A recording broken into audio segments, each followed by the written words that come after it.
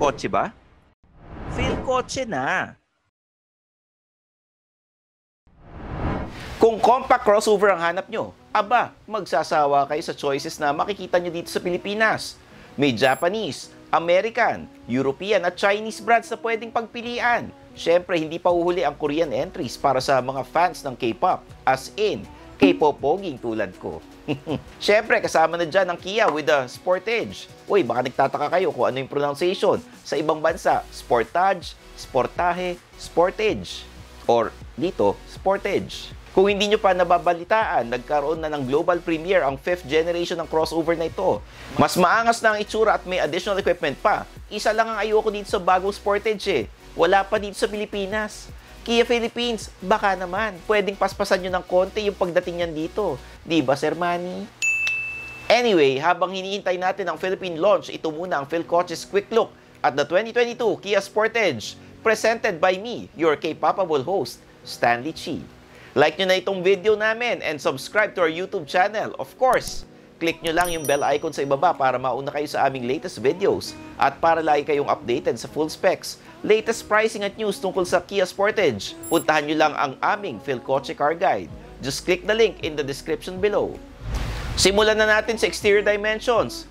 4,660mm ang haba, 1,865mm ang lapad, at 1,660mm ang taas. 2,755mm naman ang wheelbase nito. Hindi nga lang kataasan ng 172mm ground clearance ito, pero pwede na sigurong irampa sa matatarik na parking spaces. Daig pa ang nick-nick noong 70s yung exterior appearance ng bagong Sportage.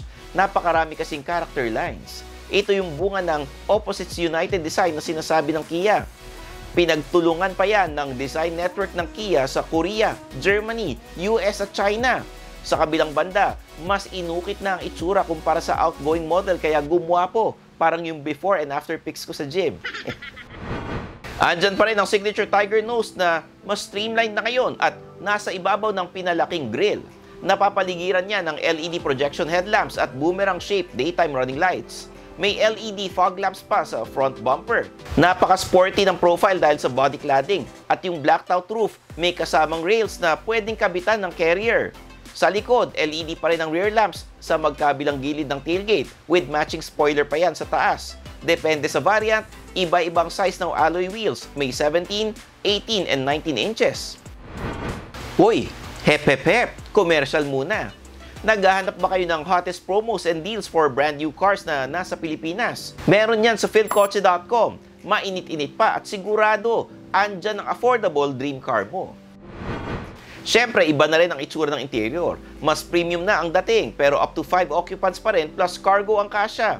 Improve na ang headroom at legroom nito, pati ang luggage capacity na 637 liters. Partida, hindi pa tinitiklop yung rear seats niyan ha. May tilt and telescopic adjustment and multifunction steering wheel. Dalawa ang 12-inch screen sa loob. Yung isa para sa digital instrument panel na sumisegue naman sa touchscreen head unit. Ang effect, isang napakahabang display. Kasama rin sa redesigned dashboard ang automatic climate controls. Mataas ang center console sa harap pero hindi mukhang cluttered dahil imbis na cambio, shift-by-wire rotary dial na ang gamit. 6.6 sa driver assist features ang bagong Sportage pagdating sa safety. Kasama na dyan ang forward collision avoidance assist, intelligent speed limit assist, rear side collision avoidance assist, at 360-degree view camera system. May remote smart parking assist din. Pwede nyong iparada kahit hindi kayo nakasakay. Kunwari, kapag masikip yung parking space. Saksakan ng dami din ang powertrain options ng 2022 Sportage. 3 gasoline engines, 2 gasoline hybrid engines, 1 gasoline plug-in hybrid engine at 2 diesel. Ganon din pagdating sa transmission choices with a 6-speed manual, 6-speed automatic, 8-speed automatic, and a 7-speed dual clutch transmission. So far, sa South Korea at Estados Unidos pa lang available ang 5th generation Kia Sportage. Mukhang malapit na itong ilabas sa ibang markets lalo na sa Europe kung saan slightly smaller ang version na ima-market doon. Yung features na pinag-uusapan natin ngayon, baka hindi lahat makarating sa Pilipinas ha. Disclaimer yan. Pero ang importanteng tanong muna kailan ba dadating dito? Well, abangan.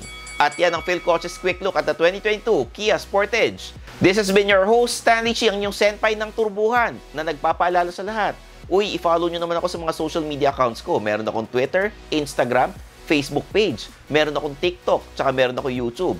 Uy, ako naman ang tulungan yung magkaroon ng 100,000 subscribers before the end of the year. Tsaka meron akong podcast, Underpaid with Stanley Chi. Mag-subscribe at mag-follow na kayo, tsaka makinig. Tapos kung gusto nyo ng mga suplado shirts, meron akong suplado store sa Shopee, kaya order na.